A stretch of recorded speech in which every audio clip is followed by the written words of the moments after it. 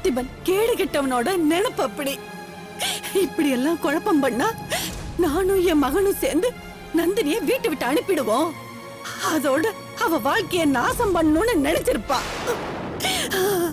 ஆனா என் நந்தினி பத்தி எனக்கு தெரியாதா?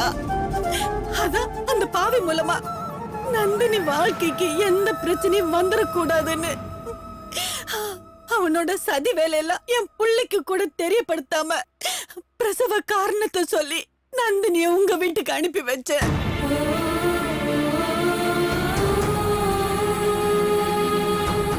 அதுக்கப்புறம் அவனை எப்படியாவது வீட்டை விட்டு துரத்தணும்னு நானும் என்னெல்லாமோ பண்ணி பாக்குறேன்.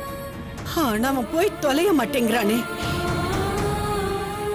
என் பிள்ளையோட மனச மாத்தி அவனை எனக்கு எதிரா திருப்பி விட்டுட்டு இருக்கா. அத்தை, நான் சத்தியமா சொல்றேன், எந்த ஜென்மத்துல என்ன புண்ணியம் பண்ணிருக்காளோ தெரியல. அத உங்கள மாதிரி ஒரு நல்லவங்க என் தங்கச்சிக்கு மாமியார கிடைச்சிருக்கீங்க. அத நினைச்சு எனக்கு ரொம்ப சந்தோஷமா இருக்கு அத்தை. மாலதி, நந்தினிக்கு முன்னாடி நாங்கெல்லாம் ஒண்ணுமே கிடையாதுமா. அம்மா, உங்களை நினைச்சா எனக்கு ரொம்ப பெருமையா இருக்குமா. அதெல்லாம் விடுப்பா. அந்த பார்த்திபனை பத்தி நம்ம 3 பேருக்கும் தெரிஞ்ச விஷயம் வேற யாருக்கும் தெரியக்கூடாது. குறிப்பா நந்தினிக்கும் விஸ்வாவுக்கும் தெரியவே கூடாது. கண்டிப்பா தெரியாது அத்தை. அதே சமயம் அந்த பாவி நந்தினியோட வாழ்க்கைய எதுக்காக வந்து நாசம் பண்றாங்கிற காரணத்தை கண்டுபிடிச்சு அதுக்கு ஒரு முடிவு கட்டியே ஆகணும். கண்டிப்பா மாலதி, கூடிய சீக்கிரமே அப்படி ஒரு நாள் வரும். வரும்பா. அந்த நாளுக்காக தான் நானும் காத்துக்கிட்டு இருக்கேன்.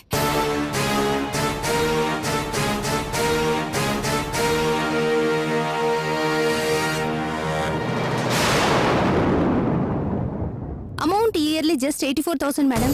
What? Yearly 84,000? Madam 10 years count பண்ணீங்கன்னா இன்னும் ஜாஸ்தியா வரும். 8,40,000 ரூபாய். What? என்ன மேடம் யோசிக்கிறீங்க? வருஷத்துக்கு எதுக்கு நீங்க கணக்கு பண்றீங்க? மாசத்துக்கு எவ்வளவு கணக்கு பண்ணி பாருங்க. வெறும் 7,000 rupees தான். ஏற்கனவே பேபி சிட்டர் வச்சிருக்கேன்னு சொல்றீங்க. அவங்களுக்கு கொடுக்கற பேமெண்ட் விட வெறும் 1000 ரூபாய் தானே மேடம் எக்ஸ்ட்ரா வரும். அவ்வளவுதானே. ஆனா அவங்கள விட எங்க கிருஷ்ல உங்க குழந்தைய நாங்க நல்லபடியா பாத்துப்போம். உங்க குழந்தைக்காக மாசம் ஒரு 7,000 செலவு பண்ண மாட்டீங்களா?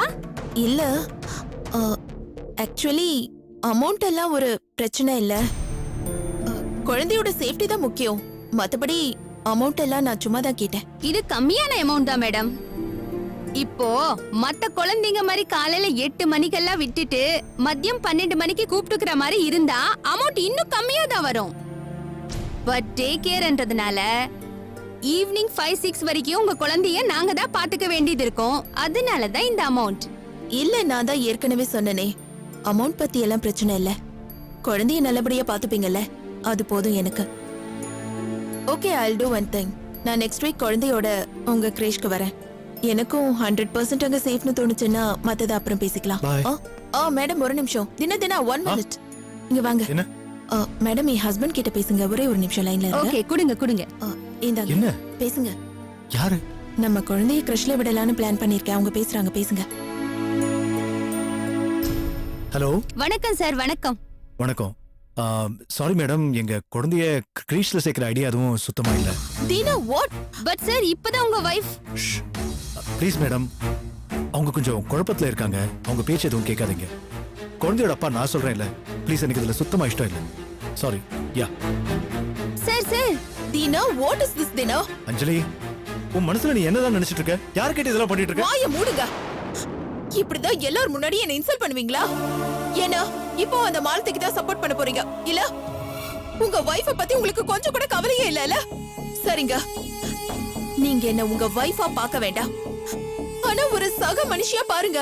என்னோட ஃபீலிங்ஸையும் கொஞ்சம் புரிஞ்சுக்கோங்க தீனா. நான் எவ்வளவு தூரம் வார்ன் பண்ணதுக்கு அப்புறம் அந்த மாலத்தியை நான் திரும்பவும் வேலைக்கு சேர்த்துக்கிட்டேன். ஆனா அது எல்லாத்தையும் இவ்வளவு சீக்கிரம் மறந்துட்டு நேத்து அவங்க எப்படி நடந்துக்கிட்டாங்கன்னு பாத்தீங்களா? நீ என்ன சொல்றது, நான் என்ன கேக்குறதுங்கிற ஆட்டிட்யூட் இல்ல? என்ன தியா என்னமோ அவங்க பெத்த குழந்தை மாதிரி எப்ப பார்த்தாலும் இடுப்புல தூக்கி வச்சுட்டு வீட்டை பூட்டிட்டு வெளியே போயிடுறாங்க.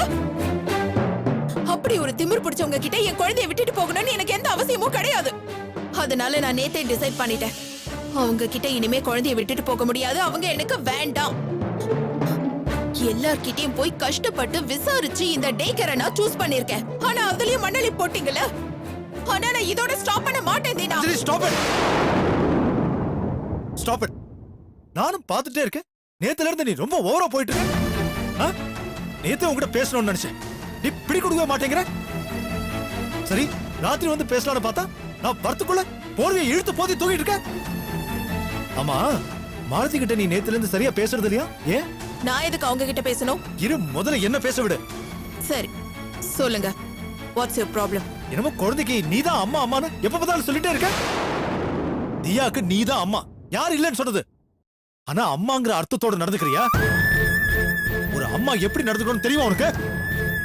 குழந்தைக்கு என்ன பண்ணணும், ஏது பண்ணணும், எப்ப பண்ணணும், ஏன் பண்ணணும், எல்லாம் எல்லாம் எல்லாம் அப்டேட்டா தெரிஞ்சு வச்சிருக்கணும்.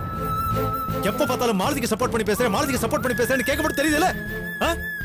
ஏன் சப்போர்ட் பண்ற, எதுக்கு சப்போர்ட் பண்ற தெரியுமா உனக்கு? மாலதி எப்போல இருந்து நம்ம குழந்தைய பாத்துக்கிற பொறுப்பை எடுத்துக்கிட்டாங்களோ அப்போல இருந்து இப்ப வரைக்கும் நம்ம குழந்தைய பத்தின எல்லா விஷயங்களும் ஃபிங்கர் டிப்ஸ்ல வச்சிருக்காங்க. நீ வச்சிருக்கியா? சொல்லு, நீ வச்சிருக்கியா? 3 நாளைக்கு முன்னாடி 7ஆம் தேதி குழந்தைக்கு தடுப்பூசி போடணும். உனக்கு ஞாபகம் இருந்தா இல்ல எனக்கு தான் ஞாபகம் இருந்துச்சா? சொல்லு. கரெக்டா ஞாபகம் வச்சுக்கிட்டு டாக்டர் கிட்ட அப்பாயின்மெண்ட் வாங்கினது யாரு?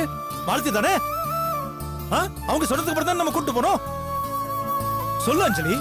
என் நேரமும் அவங்க குழந்தைய பத்தி கூட யோசிக்காம உன் குழந்தை மேலேயே அக்கறையா இருக்காங்கல்ல? அந்த அக்கறைக்காக தான் அவங்களை இப்படி எல்லாம் அவமானப்படுத்துவியா?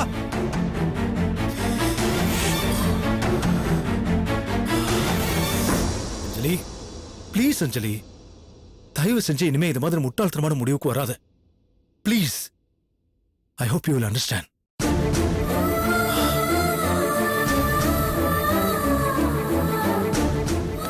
நிதானமா யோசிச்சு பாரு.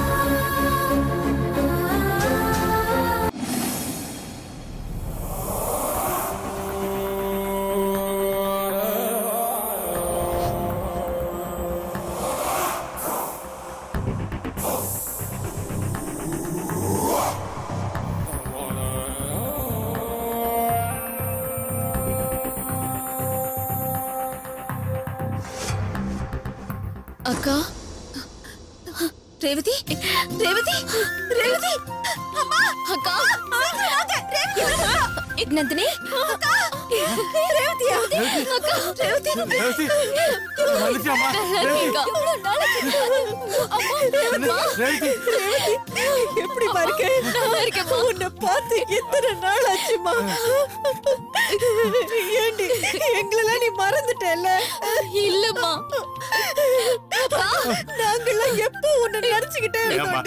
எங்களெல்லாம் விட்டு போறதுக்கு உனக்கு எப்படிமா மனசு வந்துச்சு? உன்னை பார்க்காம நாங்கெல்லாம் எப்படி ஏங்கி போயிட்டோம் தெரியுமா? பார்க்காம தவிச்சு போயிட்டோம்டா நாங்கெல்லாம். ஏதோ இப்பவாவது எங்களை பார்க்கணும்னு உனக்கு தோணுச்சு. என் பொண்ணு வந்துட்டாங்க. என் பொண்ணு வந்துட்டா. அத ரேவதி வந்துட்டால. முதல்ல அழுகி நிறுத்தி வாடி வந்து உட்காரு. மாமா, உட்காருமா. அக்கா, உட்காரு, நீ உட்காரு. நீ உட்காருமா. அப்படியே உட்காருங்க.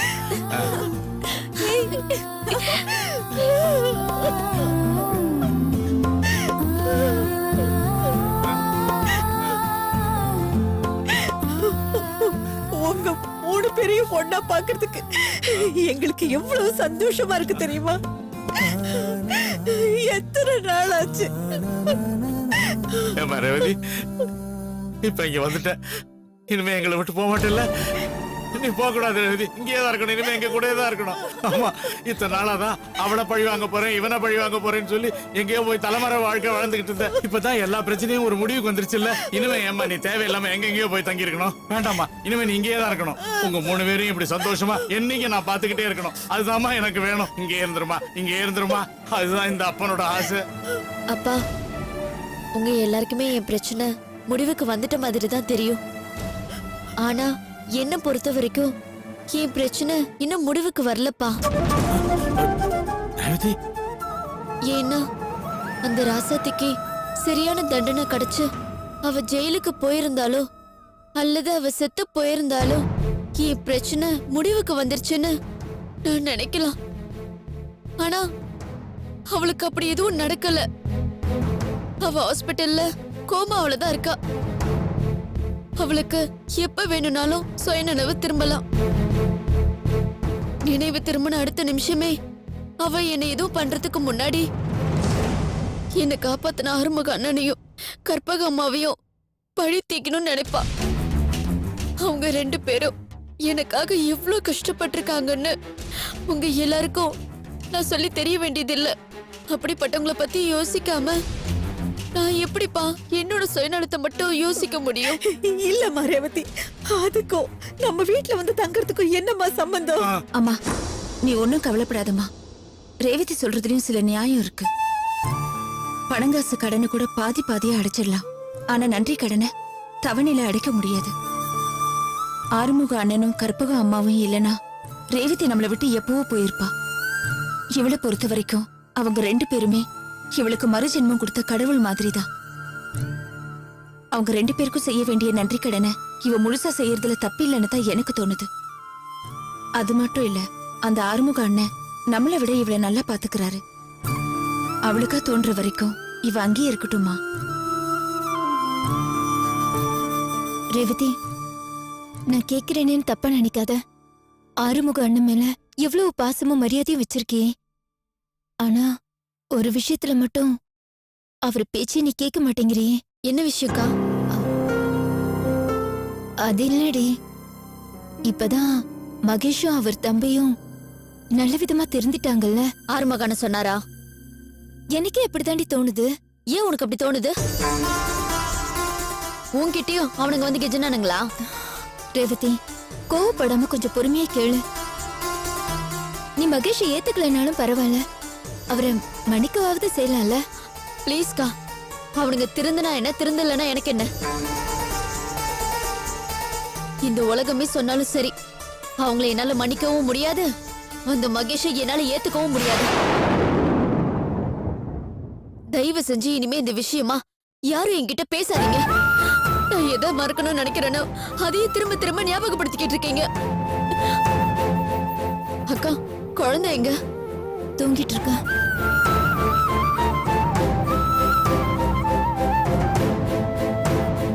நந்தினி, என்னடி இவ இப்படி பேசுறா?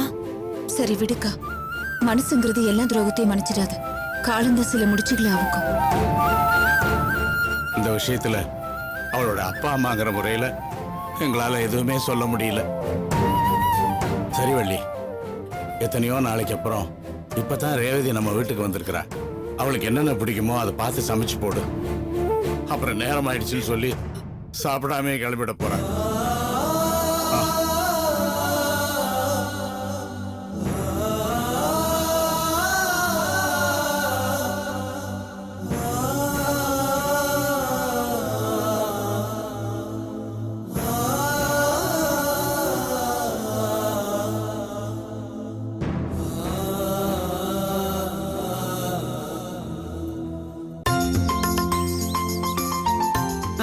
இந்தம்மா.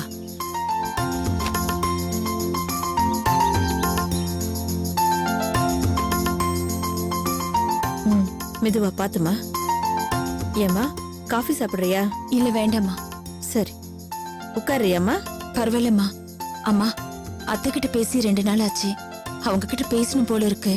என்னோட போனை அப்பா ரூம்ல சார்ஜ்ல போட்டு வச்சிருக்கேன். கொஞ்சம் எடுத்துட்டு வரியா? தோ அப்பா எடுத்துட்டு வர சொல்றேன். என்னங்க, அங்க நந்தினி போன் இருக்கு, கொஞ்சம் எடுத்துட்டு வாங்களே. அதை எடுத்துட்டு வரேம்மா. நீ உட்காருமா. உட்காரு, மெதுவா. இந்தாம்மா. என்னங்க, நந்தினி அவன் மாமியார் கிட்ட ஏதோ போன்ல பேசணுமா, நீங்க கொஞ்சம் நம்பர் போட்டு கொடுங்களேன். பரவாயில்லப்பா, கொடுங்க, நானே போட்டுக்கிறேன். இந்தா. என்னங்க, அவதான் ஏதோ ஞாபக மருதியா உங்ககிட்ட போனை கேக்குறானா, நீங்களும் கொடுத்துட்டீங்க. அவளால எப்படி நம்பரை போட முடியும்? உனக்கு அந்த விஷயம் தெரியாதுல்ல நந்தினி? எப்படிங்கிறத உங்க அம்மாவுக்கு விளக்கமா சொல்லுமா. சொல்லுவா, கேட்டுக்க. அம்மா, இது 5 நம்பர் கரெக்டா? எப்படி அத நீ கரெக்டா 5 நம்பர்னு சொல்ற? இத பாருங்க, இதுல புள்ளி மாதிரி ஒரு அடையாளம் இருக்குல்ல, ஆமா. இதுக்கு பேரு பிளைண்ட் மார்க்கர்.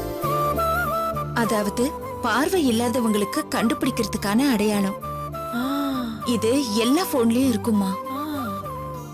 இது போன்ல மட்டும் இல்ல, கம்ப்யூட்டர் கீபோர்ட்ல கூட இருக்கு. சரி, 5ஆம் நம்பர் மட்டும் அடையாளம் இருந்தா போதுமா? மத்த நம்பர்லாம் எப்படி கண்டுபிடிக்கிறது? இந்த ஒரு நம்பரை மட்டும் கண்டுபிடிச்சா போதுமா? மத்த எல்லா நம்பரையும் கண்டுபிடிச்சிடலாம். இப்ப பாருங்க, இது 5, இதுக்கு மேல பாருங்க 2, அதுக்கு பக்கத்துல 3ஆம் நம்பர் இருக்கா, அதுக்கு கீழே பாருங்க இது 6ஆம் நம்பரு, 5ஆம் நம்பருக்கு பக்கத்துல போனா 4ஆம் நம்பர், அதுக்கு மேல பாருங்க 1ஆம் நம்பர் தெரியுதா, அப்படியே கீழே வந்தா 7ஆம் நம்பர் இருக்கு, அதுக்கு பக்கத்துல 8ஆம் நம்பர் இருக்கா, அதுக்கு பக்கத்துல 9ஆம் நம்பர். இப்ப புரியுதாமா? 5ஆம் நம்பரை சுத்தி தான் எல்லா நம்பரும் இருக்கு, அதனால ஈஸியா டயல் பண்ணிடலாம். ஓ, அப்படியா கதை? அப்படிதான் கதை. கொஞ்சம் இருமா, நான் அத்தைக்கிட்ட பேசிடுறேன். சரிம்மா.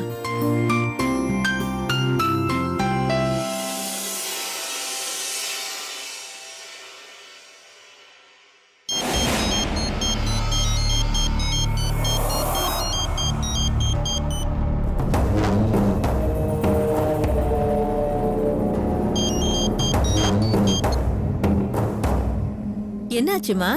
ரிங் போய் கட் ஆயிடுச்சுமா. ஒருவேளை அத்தை ஏதாவது வேலையில இருப்பாங்க போல இருக்கு. ஆமா ஆமா ஆமா, சமையல் கட்டுல ஏதாவது வேலையா இருந்திருப்பாங்க. அதுவும் இல்லாம போன் ரூம்ல கூட இருந்திருக்கலாம். இவங்க போய் போன் எடுக்கணும்ல, ஏன் இன்னொரு வாட்டி போட்டு பாரு. சரிம்மா.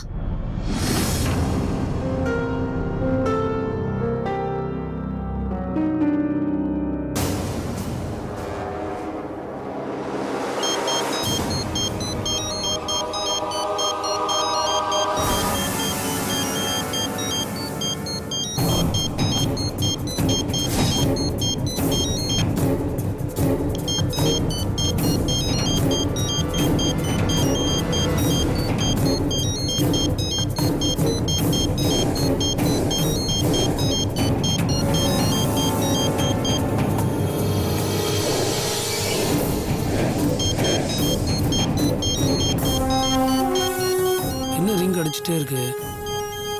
மொட்டை மாடிக்கு துணி காய போட போன பெரியமா ஒன்றும் கீழே வரலையோ? இப்பெல்லாம் பெரியமா நம்மளை பார்த்தாலே வெறுப்பாகிறாங்க. இந்த மொபைல் ஃபோனை சாக்கா வச்சு இன்னும் கொஞ்சம் வெறுப்பேற்றலாமே.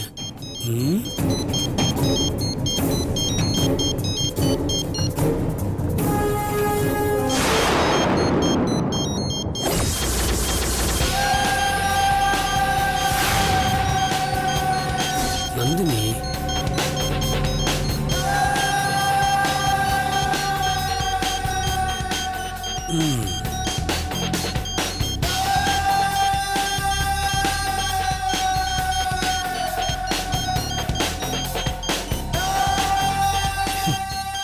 இது கொடுக்க வேண்டிய போன் இல்லை, வச்சு கேம் விளையாட வேண்டிய போன்.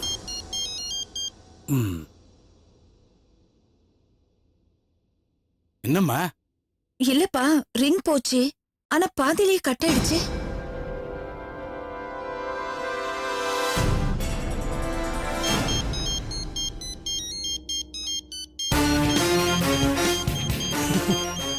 இந்த போனும் கட்டு, அவங்க 2 பேருக்குள்ள உள்ள ரிலேஷன்ஷிப்பும் கட்டு.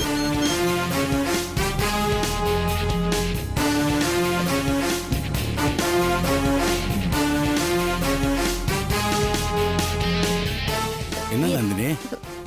இருங்கப்பா.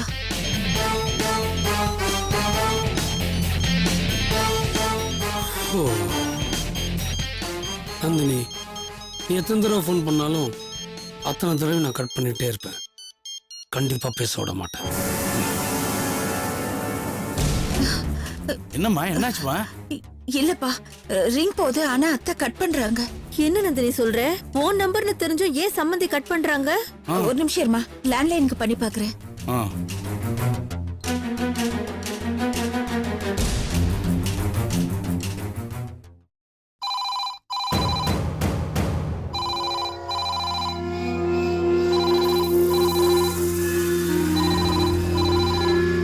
இங்க எடுக்கலன்னு லேண்ட்லைனுக்கு ஃபோன் பண்றியா?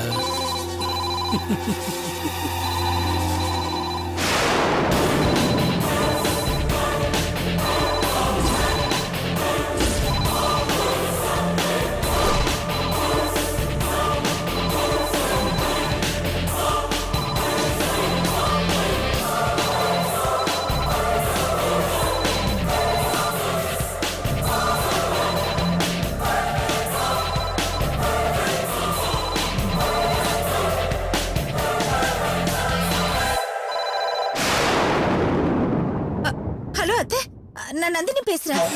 அத்தை, ஏதாவது பேசுங்க அத்தை. அத்தை, ஐயோ,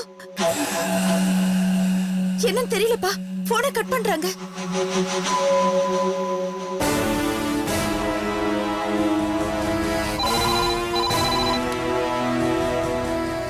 ஹலோ அத்தை, அத்தை, நான் அப்பல இருந்து ட்ரை பண்ணிட்டே இருக்கேன். ஏன் அந்த போன் எடுக்க மாட்டேங்கிறீங்க? எடுத்தாலும் கட் பண்றீங்க. அத்தை, ஏதாவது பேசுங்க. Hello hello hello